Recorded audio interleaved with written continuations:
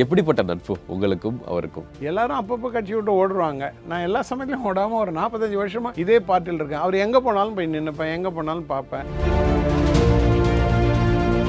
அசாத்தியமான பொறுமை உள்ளவர். தனக்கு எத்தனையோ ஏற்பட்ட பாதிப்புகள், எத்தனையோ இதெல்லாம் கூட பொறுமையாக அதை உள்வாங்கினாரே தவிர அதுக்காக வருத்தப்பட்டதாவோ, அதுக்காக மற்றவங்க கிட்ட அதெல்லாம் வச்சு ரியாக்ட் பண்ணதாவோ நான் பார்த்ததே கிடையாது.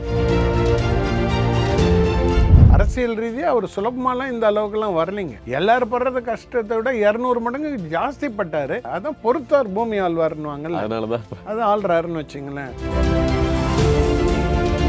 ஓவர் நைட்டில் வந்து இந்த உரிமை தொகையை ரிலீஸ் பண்ணார் பாருங்க. நீ உலகமே பிரமிச்சு நிற்குது. இல்லை எப்படி செஞ்சாங்க அதெல்லாம் ஒரு இது. இப்போ எங்களுக்கு அதெல்லாம் பார்க்குறப்போ ஒரு இதாக இருக்குது, சந்தோஷமாக இருக்குது. பொதுவாக உங்களை பொறுத்த வரைக்கும் கல்விக்கு மதிப்பெண்கள் வேணுமா, மதிப்புகள் வேணுமா சார்? வெறும் மார்க் வச்சு எதுவும் பண்ண முடியாதுன்னு வச்சுங்களேன். இந்த கல்வி அறிவு சரியாக கிடைக்கிற பட்சத்தில் அவங்களுக்கு பொது அறிவு தானாக ஏற்படக்கூடிய ஒரு இது இருக்கும். அரசாங்க பள்ளிக்கூடனாலே ரொம்ப இதாக இருந்துச்சு. ஆனால் வெல் பெய்ட் டீச்சர்ஸ், இவங்கெல்லாம் வெல் பெய்ட் இருக்காங்க. டீச்சர்ஸ் எல்லாருமே நல்லவங்கன்னு வச்சுங்களேன். பொதுவாக இன்றைக்கும் நல்லவங்க தான், எப்பயும் நல்லவங்க தான். ஆனால் அவங்களை ஊக்கப்படுத்துகிற விதத்தில் ஊக்கப்படுத்தினோம்னா அவங்க இன்னும் நல்லா டெலிவரி பண்ணுவாங்க. அதுக்கு வந்து என்ன பண்ணணும்னா, உங்கள் பிள்ளைங்க ஒரு பள்ளிக்கூடத்துக்கு போகிறப்ப அந்த ஆசிரியர் கற்றுத்தரலைன்னா ஒரு பெற்றோராக, ஒரு தகப்பனா, ஒரு தாயா உன் மனசு எவ்வளோ கஷ்டப்படுமோ அந்த கஷ்டத்தை நீ அடுத்தவங்களுக்கு கொடுக்கக்கூடாதுன்றதை உணர வைக்கணும். புதுச்சேரியுடைய ராஜ்பவன் தொகுதியுடைய முன்னாள் சட்டமன்ற உறுப்பினர் மற்றும் முன்னாள் கல்வி அமைச்சர் SP சிவகுமார் அவர்கள் இருக்கிறாங்க. சார் வணக்கம். வணக்கம் சார். உங்களை குமுதம்க்கு அன்போடு வரவேற்கிறோம் சார். இதை வாங்கிக்கோங்க. மிகவும் நன்றி. இந்த குமுதம் நிறுவனத்திலேருந்து இதை பெறுறதுக்காக ரொம்ப சந்தோஷம். நன்றிகள் சார். தமிழக முதலமைச்சர் MK ஸ்டாலின் அவர்களுக்கும் உங்களுக்கும் ஒரு நல்ல நட்பு இருக்குதுன்னு சொல்லிட்டு நாங்கள் கேள்விப்பட்டோம். அதுவும் இல்லாமல் அதை நிறைய இடங்களில் எங்களால் பார்க்கவும் முடியுது. எப்படிப்பட்ட நட்பு உங்களுக்கும் அவருக்கும்? அது வந்து முதல்ல வந்து அந்த நட்புன்றதெல்லாம் கிடையாதுங்க. அவர் வந்து ஒரு தீர்க்க தரிசனமான எனக்கு ஒரு தலைவர், ஒரு ஆதர்சன புருஷர். நான் வந்து கம்மன் கலையரங்கத்தில் வந்து பாண்டிச்சேரியில் ஒரு நிகழ்ச்சி வந்து மாணவர் அணி சார்பாகவும் இளைஞர் அணி சார்பாகவும் நாங்கள் நடத்துகிறோம். எனக்கு இன்னும் ஞாபகம் இருக்குது. அப்போ ஒரு சாதாரண ஷர்ட் போட்டு ஒரு டைட்டாக நான் ஒரு ஸ்டைலாக பையனாக அங்கங்கே ஓடிக்கிடி எல்லாம் செஞ்சுன்னு இருக்கவே அப்போ அவர் என்னை பார்த்தாரு. அவர் வந்து நான் கட்சி இதெல்லாம் ஈடுபடுறதை பார்த்துட்டு அவர் என் பேரில் எல்லா கட்சிக்காரங்க பேரில் இருக்கிற மாதிரியும் என் பேரில் ஒரு பிரியம். என்ன ஒன்றுன்னா, எல்லாரும் அப்பப்போ கட்சி விட்டு ஓடுறாங்க. நான் எல்லா சமயத்துலையும் ஓடாமல் ஒரு 45 வருஷமாக இதே பார்ட்டியில் இருக்கேன். அவர் எங்கே போனாலும் போய் நின்றுப்பேன், எங்கே போனாலும் பார்ப்பேன். ஓகே. அவரை வந்து ஒரு தொடர்ச்சியாக பின்பற்றுவேன் நான். அவரோட குணங்கள்லாம் எனக்கு பிடிக்கும். ரொம்ப இறக்க சிந்தனம் இல்லை, நான் முன்கூட்டி அவரோட இதெல்லாம் நான் சொல்லியிருக்கேன். அது மாத்திரமல்ல, எனக்கு ஞாபகம் இருக்கிற வரைக்கும் ஒரு பாண்டிச்சேரி, கடலூர் இந்த பக்கம்லாம் போகிறப்ப வந்து ஒரு சாதாரண இவர் வந்து சைக்கிளில் வருவார். அப்போ சைக்கிள் வந்து மிர்ச்சின்னு வந்து தலைவர் வாழ்கன்னு அப்படின்னு கத்தின்னு வருவார்னு வச்சுங்களேன். அவர் பொண்ணுக்கு ஒரு பீரியடில் சீட்டு கிடைக்கிது மெடிக்கலில். படிக்கிறதுக்கு பணம் கிடையாதுன்னு வச்சுங்களேன். அது வந்து தலைவரோட காதுக்கு போகுது. அவங்க படிக்க வைக்கிறதுக்காக ஏற்பாடு பண்ணார். பின்னால் வந்து நான் அவங்கள பார்க்குறப்ப வந்து ஒரு அம்பாசிடர் காரில் இதுக்கிட்ட வந்து அண்ணா அறிவாலயத்துக்கிட்ட வந்து அந்த பிள்ளையும் பழைய பிள்ளையும் இது வந்து ஒரு டாக்டரை வந்து இறங்குறான். அந்த மாதிரி இவரோட இப்போ அவர் நம்ம முதலமைச்சர் அப்படின்னு எல்லாம் தூரமாக இருந்து நிறைய பேர் ஒரு பயத்தோடையும் ஒரு அதிகபட்ச மரியாதையோடையும் பார்க்கறத தாண்டி ஒரு அதிகபட்ச அன்புள்ள ஒரு நேசிக்கக்கூடிய மனிதர். நான் எதையும் எதிர்பார்க்கலாம் எதுவும் சொல்லிங்க, எதையும் நான் கேட்குறதும் கிடையாது. மிக மிக ஒரு நல்ல அவர் நிறைய சில மனசு விட்டு சிரிக்கக்கூடியவர், ஒரு நல்ல டைப்பு. இன்னும் இதுக்கு ரொம்ப சொல்லணும்னு வச்சுங்களேன், அசாத்தியமான பொறுமை உள்ளவர். தனக்கு எத்தனையோ ஏற்பட்ட பாதிப்புகள், எத்தனையோ இதெல்லாம் கூட பொறுமையாக அதை உள்வாங்கினாரே தவிர அதுக்காக வருத்தப்பட்டதாவோ, அதுக்காக மற்றவங்க கிட்ட அதெல்லாம் வச்சு ரியாக்ட் பண்ணதாவோ நான் பார்த்ததே கிடையாது. இன்றைக்கு வந்து என்கிட்ட ஏதாவது ஒரு பொறுமை இருக்குது, நான் பொறுத்துக்கிறேன், நான் வந்து ஒரு நல்ல விதமாக போகிறேன்னா அவர்கிட்ட இருந்து நான் கற்றுக்கிறது அதுதான் வச்சுங்களேன். இது வந்து நிறைய பேருக்கு தெரியறது வாய்ப்பு கிடையாது. நான் ஒரு 45 வருஷமாக வந்து அவங்கள பின்தொடர்ந்து வர்றதுனால எனக்கு அது தெரிந்து கொள்ளக்கூடிய வாய்ப்பு. அதனால இந்த பையன் பரவாயில்ல, எல்லோரும் ஓடி போகிற ஊரில் வந்து 45 வருஷமாக தொடர்ச்சியாக இருக்கிறானே நம்ம சிவகுமார் அப்படின்றதானே தவிர நட்பு கிட்பெல்லாம் அவங்க எங்கேயோ இருக்காங்க, நம்ம எங்கேயோ இருக்கோம், அது மாதிரி வராதுன்னு வச்சுங்களேன். அவர் எனக்கு வந்து ஒரு பெரிய இன்ஸ்பைரேஷன். ஓகே. ஒரு நல்ல இது. சார் நீங்கள் பொறுமையை சொல்லும் போது எனக்கு வந்து இவர் எவ்வளோ அடித்தாலும் தாங்குறாருடா அப்படின்னு சொல்லி. உண்மையாக சொல்கிறேங்க, சத்தியமணி சொல்கிறேங்க. அவர் ரொம்ப ரொம்ப அவர் வந்து ரொம்ப அவரை வந்து இது பண்ணாங்கன்னு வச்சிங்களேன். அவருக்கு நிறைய கஷ்டங்கள் வந்து அவரோட இதில் கொடுத்துருக்காங்க. அரசியல் ரீதியாக அவர் சுலபமாலாம் இந்த அளவுக்குலாம் வரலைங்க. எல்லோரும் படுறது கஷ்டத்தை விட 200 மடங்கு ஜாஸ்தி பட்டார். ஆனால் அந்த கஷ்டங்கள்லாம் அப்படியே தாங்கின்னு போவார்னு வச்சுங்களேன். நான் நிறைய சமயங்கள் நான் பார்த்துருக்கேன். அந்த அவ்வளோ பெரிய குடும்பத்தில் அவ்வளோ பெரிய ஒரு இதில் இருக்கக்கூடிய மனுஷனுக்கு அரசியல் ரீதியாக நிறைய பிரச்சனைகள் வெளியிலேருந்து வர்றது இது பண்ணுறதுன்றதெல்லாம் இது ஒன்றுமே சொல்லிக்க மாட்டாருங்க. ரொம்ப அவங்க அது யார் பிரச்சனையை கொடுக்குறாங்களோ அவங்கள விமர்சனத்துக்கு உள்ளாக்க மாட்டாருங்க. அப்படியே உள்வாங்கிப்பாருங்க. அதான் பொறுத்தார் பூமி ஆழ்வார்னுவாங்கல்ல, அதனால தான் அது ஆள்றாருன்னு வச்சுங்களேன். அதே மாதிரி ஒன்றுங்க, இன்றைக்கி வந்து சாதிச்சு காட்டுறாருன்னா அவரை விட பெரிய இது கிடையாதுங்க. சும்மா ஓவர் நைட்டில் வந்து இது அந்த உரிமை தொகையை ரிலீஸ் பண்ணார் பாருங்க. இன்றைக்கி உலகமே பிரமிச்சு நிற்குது. இதில் எப்படி செஞ்சாங்க, எப்படி போனாங்கன்னு அப்பேற்பட்ட டெக்னாலஜி தெரிஞ்சவங்களாலேயே முடியல.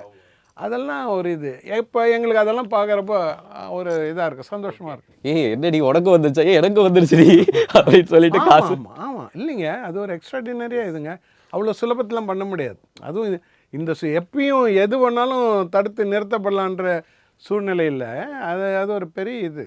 அதில் வந்து கமெண்ட்ஸ் எல்லாம் பார்த்தீங்கன்னா உங்களுக்கு தெரியும். ஆமாம் சார். ஏன்னா இல்லை கமெண்ட்ஸ் நீங்கள் கொடுக்க போகிறீங்கன்னா 5 மணிக்கு தெரிஞ்சிருந்துச்சு, நான் 5:30 மணிக்கு உங்களை அதை தடுத்து நிறுத்திருப்பாங்கன்னு. யார் தடுத்து நிறுத்திருப்பா, என்ன தடுத்து நிறுத்திருப்பான்னு சாதாரண குடிமகன் விசாரிக்கிற ஒரு விஷயமா இருந்தது. அதில் பார்த்தீங்கன்னா தெரியும். நான் நிறைய வெளியில் சொல்ல முடியாத ஒரு இது. அது மாதிரி இதுன்னா அவர் தனக்கு ஏற்படுற இடையூறுகள்லாம் பார்த்து ஓடி போல ஒதுங்கி போல இதெல்லாம் போலிங்க. எல்லாத்தையும் எதிர்கொண்டு வெற்றி கொள்கிறார். வெற்றி கொண்டு அடிச்சு நகர்த்துறாருன்னு வச்சுங்களேன். அது வந்து இம்பாசிபிள்.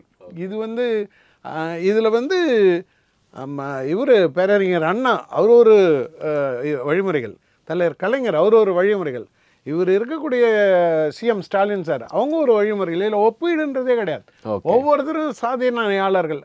அந்த கட்சியில் நான் இருக்கிறதுக்காக பெருமைப்படுறேன்னு வச்சேன். நான் முகஸ்துதிக்காக சொல்கிறேன்னு எதுவும் நினைக்காதீங்க, இயல்பாக சொல்கிறேன். ஓகே, நீங்கள் பழகினால பக்கத்துலேருந்து பார்த்தனால. ஆமாம் 45 வருஷமா.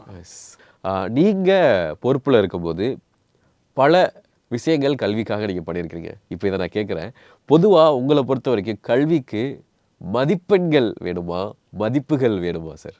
பொதுவாக கல்வின்னு நீங்கள் எடுத்துக்கிட்டிங்கன்னா வெறும் மார்க் வச்சு எதுவும் பண்ண முடியாதுன்னு வச்சுங்களேன். அந்த பிள்ளைங்க வந்து அந்த சப்ஜெக்டை உள்வாங்கி படிக்கணும். சொல்லித்தர்றவங்க அதை அவங்களுக்கு உள்வாங்கிற மாதிரி சொல்லித்தரணும். அப்போ அந்த ஆசிரியர்கள் சொல்லித்தர்றவங்க வந்து அவங்க வீட்டிலேருந்து வர்றப்போ ஒரு சந்தோஷமாக வரணும். பள்ளியில் சொல்லித்தர்ற மூடு அவங்களுக்கு இருக்கணும். எந்த டிஸ்டர்பன்ஸ், எந்த விதமான கஷ்டங்களும் இல்லாமல் இதெல்லாம் இருந்துச்சுன்னா அவங்க நல்லா சொல்லித்தருவாங்க. இந்த கல்வி அறிவு சரியாக கிடைக்கிற பட்சத்தில் அவங்களுக்கு பொது அறிவு தானாக ஏற்படக்கூடிய ஒரு இது இருக்கும். அதுக்கு அடுத்தபடியாக அவங்களுக்கு கிடைக்கக்கூடிய வாய்ப்புகளை பயன்படுத்தி கொள்ள வேண்டிய அறிவு இந்த கல்வியில் கிடைக்கும். இரண்டும் சேர்றப்ப அவங்க வாழ்க்கையில் முன்னுக்கு வருவாங்க. இது அனைத்தையும் சேர்த்து நாங்கள் கல்விக்கூடங்களில் கொடுத்தோம். ஓகே, அதுதான் உண்மை. Okay sir. தோல்வி வெற்றி அதெல்லாம் இதில் நான் கொஞ்சம் எல்லாம் சிங்க் பண்ண முடியும் சார். பொதுவாக வந்து ஏம்பலம் மாதிரியான ஸ்கூலில் வந்து பார்த்திங்கன்னா ஆரம்ப காலங்களில் 5% தான் தேர்ச்சி இருந்துச்சு. ஆனால் கொஞ்சம் நீங்கள் உங்களுடைய காலகட்டத்துக்கு அப்புறம் பார்த்தா 92% மேலே வந்து ஆக ஆரம்பிச்சு சார். அது வந்து ரொம்ப பெரிய டிஃப்ரென்ஸ் சார். அதுக்காக என்னென்ன விஷயங்கள் பண்ணீங்க? அந்த தோல்வி வெற்றின்னு இருக்குல்ல சார், அதை எப்படி பார்க்குறீங்க சார்? அதாவது அதை வந்து ஆக்சுவலாக சொல்லப்போனால் தோல்வி வெற்றி அப்படிலாம் பிள்ளைங்க விஷயத்தில் எடுத்துக்க முடியாது. அவங்க வாங்கின மார்க்கு தான் எடுத்துக்க முடியும். இதை பொறுத்த வரைக்கும் என்னென்னா, நான் பதவியேற்ற உடனே நான் எல்லா பள்ளிகள்லையும் இருக்கக்கூடிய இந்த பாஸ் பர்சன்டேஜ் இதெல்லாம் நீங்கள் சொன்ன மாதிரி அதெல்லாம் எடுத்து பார்த்தப்ப அரசாங்க பள்ளிக்கூடனாலே ரொம்ப இதாக இருந்துச்சு. ஆனால் வெல்பெய்ட் டீச்சர்ஸ் இவங்கெல்லாம் வெல்பெய்ட் இருக்காங்க. அப்போ தனியார் பள்ளிகள்னால் அதுக்கு வந்து ஒரு ஜாஸ்தியான நல்லா சொல்லித்தரக்கூடிய ஒரு இடமா இருந்தது. அங்கேயும் வந்து வெல்பெய்ட் டீச்சர்ஸ் எல்லாருமே நல்லவங்கன்னு வச்சுங்களேன். பொதுவாக இன்றைக்கும் நல்லவங்க தான், எப்பயும் நல்லவங்க தான். ஆனால் அவங்கள ஊக்கப்படுத்துகிற விதத்தில் ஊக்கப்படுத்தினோம்னா அவங்க இன்னும் நல்லா டெலிவரி பண்ணுவாங்க. அதுக்கு வந்து என்ன பண்ணணுன்னா, ஒன்று அவங்களுக்கு அந்த வேலை பளு வந்து கணமனான்னு இருக்கக்கூடாது. ஒன்று. ரெண்டாவது அவங்களுக்கு உரிய சம்பளம் கொடுத்துடணும். மூணாவது அவங்களுக்கு அரியஸோ வேறு எந்த மாதிரி பிரச்சனைகளோ இதெல்லாம் தாக்கம்லாம் இல்லாமல் இருக்கணும். நாலாவது அவங்களுக்கு ஒரு விஷயத்தை புரிய வைக்கணும். உங்கள் பிள்ளைங்க ஒரு பள்ளிக்கூடத்துக்கு போகிறப்ப அந்த ஆசிரியர் கற்றுத்தரலைன்னா ஒரு பெற்றோராக, ஒரு தகப்பனா, ஒரு தாயா உன் மனசு எவ்வளோ கஷ்டப்படுமோ அந்த கஷ்டத்தை நீ அடுத்தவங்களுக்கு கொடுக்கக்கூடாதுன்றதை உணர வைக்கணும். அப்போ அதுக்கு அவங்களுக்கு அருகாமையில் போகணும். அருகாமையில் போகிறப்ப அவங்க நம்ம பேரில் வருத்தப்படாத அளவுக்கு அவங்கள எல்லாம் செஞ்சு கொடுத்துக்கணும். நாங்கள் அதை தான் செஞ்சோம். எல்லாவற்றையும் செஞ்சு கொடுத்தோம். எந்த விதமான சர்வீஸ் மேட்டர்ஸோ அவங்களுக்கு பெண்டிங் ஏரியாஸோ எதுவுமே கிடையாது. ஓகே. எல்லாத்தையும் தீர்த்து வச்சுட்டு அடுத்தபடியாக அவங்களுக்கு ஒரு ஊக்க இதை வந்து தொகையை நாங்கள் அறிவித்தோம். எப்படின்னா, நகரப்பகுதியில் இருக்கக்கூடிய பள்ளிகள் சாதாரணமாக கொஞ்சம் நல்லா படிக்கக்கூடிய இதாக இருக்கும். அப்போ 100% தேர்ச்சி சதவீதத்தை காமிச்சாங்கன்னா அவங்களுக்கு 1,00,000 ரூபாய் பரிசு. அப்போ வந்து அதில் கிட்டத்தட்ட ஒரு 10-12 ஆசிரியர்கள் இருப்பாங்க. அவங்களுக்கு அது அந்த ரிசல்ட் வந்த ஒரு வாரத்துலேயே அவங்களுக்கு அந்த பணம் கொடுத்துருவோம். அவங்க அந்த வெக்கேஷன்லேயோ இதுலேயோ எங்கேயாவது ஊருக்கு குடும்பத்தோடு போயிட்டு வருவாங்க. அந்த தினத்தில் கிட்டத்தட்ட 96,2000 எடுத்துட்டிங்கன்னா 10,000 ரூபான்றது ஒரு பெரிய அமௌண்ட். ஒரு 1,00,000 ரூபா வந்து ஒரு ஏக்கர் நிலமே வாங்கலாம். கிராம பகுதியில் இருக்கக்கூடியவங்களுக்கு வந்து 90% எடுத்து, ஏன்னா 100% காட்டுறது கஷ்டம். 90% எடுத்தால் போதுன்றது. அப்போ 1,00,000 ரூபான்னு அறிவிச்சிட்டு ஆசிரியர்களை கூப்பிட்டு உங்களுக்கு என்னென்ன டிமாண்ட் எல்லாத்தையும் நான் க்யூர் பண்ணித்தரேன். இந்த உலகத்தில் எதெல்லாம் பாசிபிளோ அதெல்லாம் பண்ணித்தரேன். உங்களோட கஷ்டங்கள் எல்லாம் தீர்த்து வைக்கிறோம். ஆனால் இந்த பிள்ளைங்களுக்கு நல்ல கல்வி கொடுக்கணும், அவங்கள புரிய வைக்கணும் அப்படின்றத விளக்கேற சொல்லி இந்த இதையும் கொடுத்தோம். அருமையான ரிசல்ட்டுங்க. எல்லா இடத்துலையும் பிள்ளைங்களுக்கு வந்து அவங்க ஒரு ஊக்கத்தோடு உழைச்சாங்க. ஒரு கல்வி அமைச்சர் வந்து நமக்காக எல்லாமே செஞ்சு கொடுக்குற ஒரு கல்வி அமைச்சர் ஒன்றே ஒன்று கேட்குறாரு, பிள்ளைங்கள் நல்லா சொல்லிக் கொடு, அதுவும் உன் பிள்ளையும் சொல்லி தர மாதிரி சொல்லிக் கொடுன்றாரு. அதில் என்ன தப்பு இருக்குது? எல்லாம் ஒத்துழைச்சாங்க. அதே பள்ளிக்கூடம், அதே ஆசிரியர்கள், ஆனால் அற்புதமான ரிசல்ட். அதான் எங்களால் செய்ய முடிஞ்சது. ஊக்கப்படுத்தணும். ஒரு சின்ன லாஜிக், அவ்வளோதான் சார். அது கேட்கும்போது ரொம்ப பாசிட்டிவாக இருக்குது சார் எனக்கு. அதுவும் இல்லாமல் அது எந்த மாதிரியான ரிசல்ட் ஓகே, அந்த ரிசல்ட் உங்களுக்கு எப்படி இருந்துச்சு? ஏன்னா நீங்கள் ஒரு அனௌன்ஸ்மெண்ட் கொடுத்துட்டீங்க, இந்த மாதிரி 1,00,000 ரூபா கொடுப்போம் அப்படின்னு. ஆனால் அந்த ரிசல்ட் நீங்கள் எதிர்பார்த்துருந்தீங்களா? அது வந்ததுக்கப்புறம் உங்களுடைய மைண்ட் செட் எப்படி இருந்தது? ஆமாம், இல்லை, நான் ரிசல்ட் எதிர்பார்த்துருந்தேன். ஒரு உதாரணத்துக்கு சொல்லணுன்னா, நான் முதல்ல அமைச்சராக பதவியேற்ற உடனே நான் அசம்பிளிக்கு என்னோட செக்ரட்டேரியட் நான் போகிறப்ப அங்கே ஏற்றப்பில் ஒரு பார்க்கில் வந்து பெரிய உண்ணாவிரதம் ஒன்று நடந்துட்டுருக்கு. அப்போ நான் என்னுடைய அந்த துறையோட செயலர், கல்வித்துறை செயலர் கூட்டு கேட்டேன், என்னன்னு சொல்லி கேட்டேன். அப்போ அவர் சொன்னார், இல்லை சார் நம்ம டீச்சர்ஸ் தான் உண்ணாவிரதம் இருக்கிறாங்க அப்படின்னாரு. என்ன உண்ணாவிரதன்றீங்க, என்கிட்ட சொல்லணும்ல, எனக்கு என்னென்னே தெரியலையே அப்படின்னேன். அவர், சார் இது பெரிய டிபார்ட்மெண்ட்டு, அங்கங்கே யாராவது இருந்துன்னு இருப்பாங்க சார், அதெல்லாம் பெருசாக சட்டை பண்ணிக்காதீங்க சார் அப்படின்னாரு. அதெல்லாம் கிடையாது அப்படின்ட்டு இறங்கி நான் போனேன் அவங்கக்கிட்ட. எங்கே உண்ணாவிரதம் இருந்தாங்களோ அவங்கள போய் அந்த இடத்துலையே போய் உட்காந்து, எதுக்காக உண்ணாவிரதம் இருக்கிறீங்கன்னாங்க. சொன்னாங்க. என்னை சந்திச்சிங்களான்னா சந்திக்கலன்னாங்க, என்கிட்ட சொன்னீங்களான்னா சொல்லலைனாங்க. உங்களோட இது யார் தீர்த்து வைக்கணும்னு நினைக்கிறீங்கன்னு நீங்கள் தான்னாங்க. அப்போ என்கிட்ட சொல்லாமல் இதெல்லாம் என்ன, முதல்ல ஏந்திரிங்கன்னு. ஓகே, ஏஞ்சி போங்கன்னு போயிட்டு மறுநாள் அனைத்து அசோசியேஷன் யார் யாரெல்லாம் இருக்காங்களோ எல்லாரையும் கூப்பிட்டு, அதுக்குன்னு எங்களோட டிபார்ட்மெண்ட்டில் ஒருத்தர் போட்டு அவங்களோட என்னென்ன டிமாண்ட்ஸ் என்னென்ன இருக்குது, என்னென்ன பெண்டிங், அதில் எங்களது வந்து மத்திய அரசு சார்ந்து இருக்கக்கூடிய ஒரு யூனிட்ரி, எங்களால் தீர்த்து வைக்கக்கூடியது எது, மத்திய அரசாங்கத்தால் தீர்த்து வைக்கக்கூடியது எது, கோர்ட்டில் வந்து வழக்குகளில் இருக்கக்கூடியது எது, இதை 3 இது கிளாஸிஃபை பண்ணிவிட்டு கடகடன்னு எல்லாத்தையுமே முடித்தோம். நான் பெருமைக்காக சொல்ல, நான் அமைச்சர் பொறுப்பை முடித்து விட்டு நான் வருகின்ற பொழுது 100% எல்லாருக்கும் எல்லா டிமாண்டையும் முடித்து கொடுத்தோம். 100%. இதை நான் வெளிப்படையாக சொல்லுவேன். யாராவது நான் முடிக்கலன்னு சொன்னாங்கன்னா கூட நான் அதை ஒரு இதாகவே எடுத்துப்பேன்னு வச்சுங்களேன். அப்போ எங்களால் அப்போ நான் வந்து ஒரு எல்லாத்தையும் நான் செஞ்சு கொடுக்குறேன். எல்லாம் உடனே நடக்குது. ரெகுலரைசேஷன் பண்ணுறோம். எனக்கு முன்னாடி வந்து வேலைக்கு வச்சுட்டு போனவங்க ஆட்கள்லாம் கூட நாங்கள் பண்ணுறோம் இம்பார்ஷியலாக. அப்போ எல்லாமே பண்ணுறப்ப அவங்க மனசில் ஒரு ஆர்வம் வருதுன்னு வச்சுங்களேன், ஒத்துழைக்கிறாங்க. ஒரு குடும்பத்தை நீங்கள் சந்தோஷமாக வச்சுருந்தா அந்த உங்களோட குடும்பத்தில் அவங்க டெலிவரி பண்ணுறதே ரொம்ப அலாதியாக இருக்கும்னு வச்சுங்களேன். அதை எங்களால் சின்ன லாஜிக், சின்ன ஊர், சின்ன மக்கள், அப்போ திறந்த மனசு, ஒரு சிறப்பான தலைமை எங்களுக்கு. அப்போ அதெல்லாம் எங்களுக்கு செய்கிறது வந்து கொஞ்சம் இயல்பாகவும் சரியாகவும் இருந்துச்சு. இது ஒரு பெரிய கம்பசூஸ்திரமெல்லாம் நாங்கள் சொல்லலை. ஒரு இயல்பு எனக்கு சூட்டாச்சு, நான் செஞ்சு கொடுத்தேன். உங்க பிரச்சனை நான் தீர்த்து கொடுக்குறேன். நம்ம ஊர்ல ஒரு பிரச்சனை இருக்கு, அதை தீர்த்து கொடுங்க, அதனால உங்களுக்கும் பெனிஃபிட் தான் அப்படின்ற போது யாரும் செய்யாம இருப்பாங்க. ஆனால் இதெல்லாம் இது பண்ணின்னு செய்யலைன்னா அவங்கள மிக கடுமையான முறையில் அவங்களோட பணிகளில் வந்து என்ன நடவடிக்கை எடுப்புன்றதையும் அவங்களுக்கு உணர்த்தியிருந்தேன். அதுவும் இருந்தது.